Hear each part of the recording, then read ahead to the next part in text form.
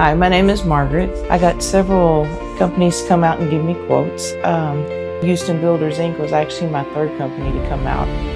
As soon as Jacob came in, I liked him immediately. I felt like he was very forthcoming, very honest. Yes, it was an insurance claim. I had a difficult time with the insurance company that I had. They were not wanting to pay as much as I needed them to pay. They were really lowballing me. They had sent me several very small checks to try to fix everything. The communication between myself and the project manager was very, very good. It was very effective. I didn't have any time that I felt like I was not able to pick up a phone and text or even call.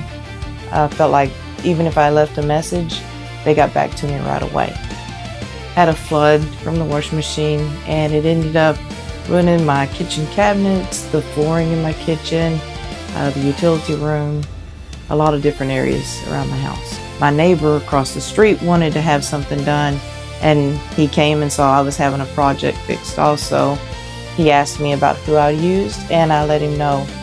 When he asked me, do I recommend them? I told him 100% I would. The workers were very professional, very friendly. Matter of fact, I got to know several of them by name and they're just very professional. They were here on time. They always cleaned up after themselves. I would definitely use Houston Builders again.